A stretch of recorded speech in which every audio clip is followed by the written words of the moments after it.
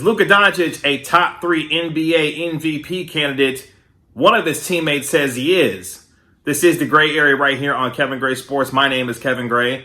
You can find me on Twitter, Facebook, and Instagram at Kevin Gray Sports. Be sure to hit that subscribe button for all things Kevin Gray Sports here on YouTube. To catch me on your home of the Dallas Cowboys and Texas Rangers, 105.3 The Fan. The Dallas Mavericks enter the final 7 games of their season, a season high 9 games above 500, 37-28 as they get ready to take on the Brooklyn Nets and then the Cleveland Cavaliers in a back-to-back at the American Airlines Center.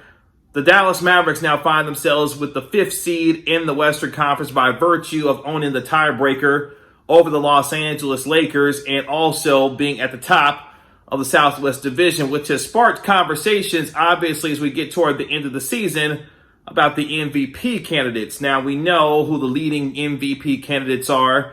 Guys like Nikola Jokic, who on this season averaging 26 points, 10 rebounds, 8 assists, and have been climbing in the Western Conference standings even without the services of Jamal Murray, who is lost for the rest of the season, of course, due to a torn ACL. We know about Joel Embiid, who's averaging 29 points and 11 rebounds, leading the Philadelphia 76ers to the best record in all of the Eastern Conference. Giannis Antetokounmpo, the 2-time reigning, defending, undisputed MVP of the NBA, averaging 28 points, 11 rebounds, and 6 assists on the season.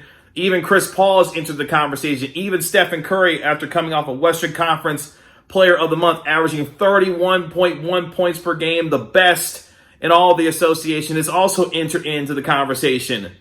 But what about number 77, Luka Doncic?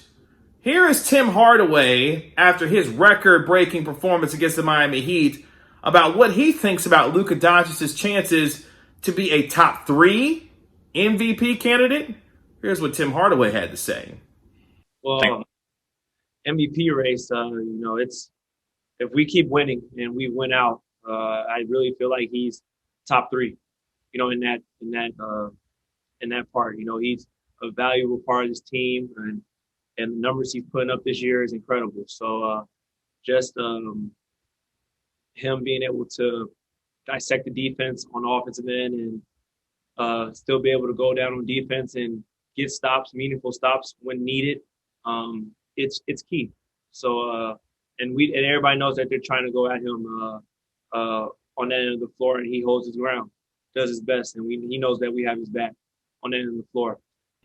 So Tim Hardaway is saying, look, Luka Doncic is a top 3 NBA MVP candidate, especially if we finish strong down the stretch. And it got me to thinking, well, if you start looking at the case for Luka Doncic and his MVP candidacy, it's a little bit stronger than what you may think.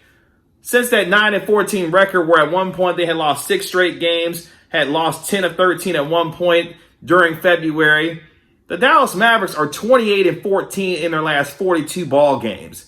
This is also a team now, as I mentioned, that is 5th in the Western Conference and have climbed from that 14th spot all the way to 5th now that we've turned the calendar from April to May. This is also a player in Luka Doncic at 22 years of age who has won the Western Conference Player of the Week not once, not twice, but 3 times he's won the Western Conference Player of the Week.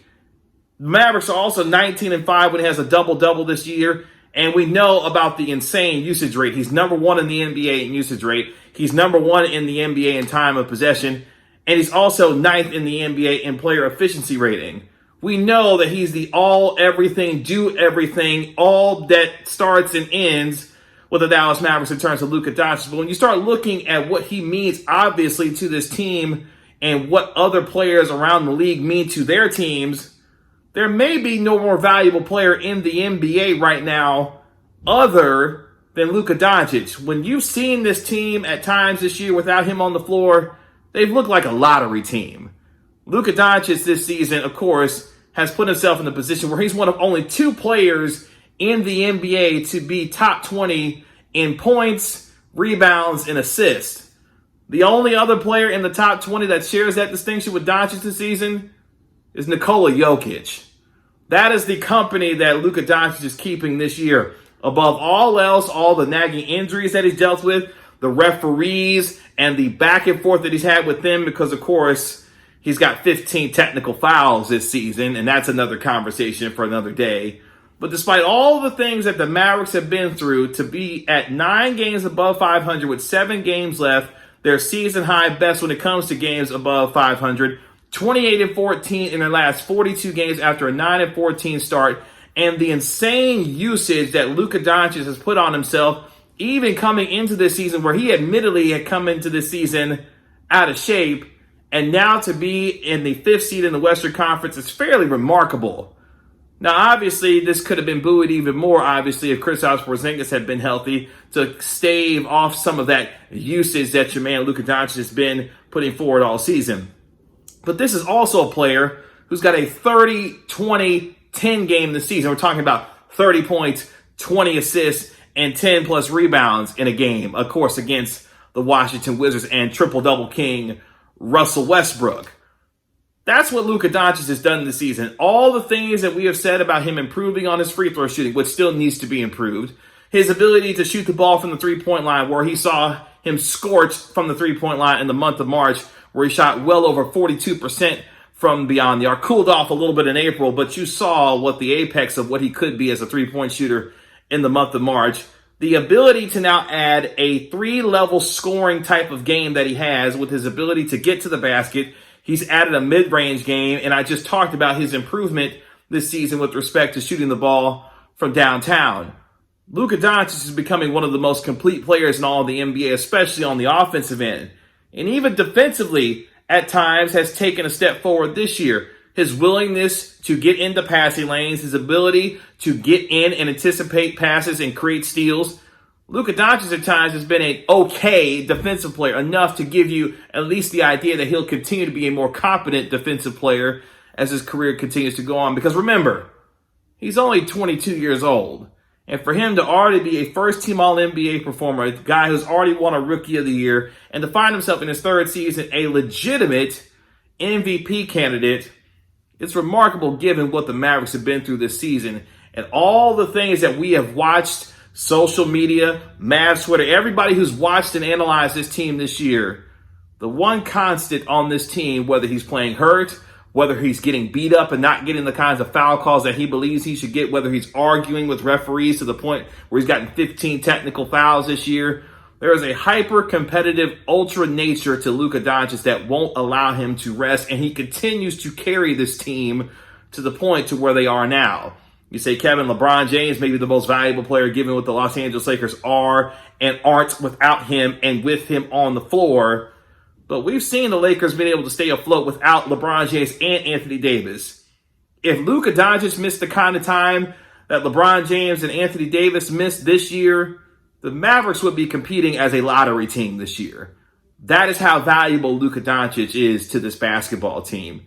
And no other statistic has been able to prove that by the fact that he is the only player other than Nikola Jokic who are in the top 20 in points, rebounds, and assists.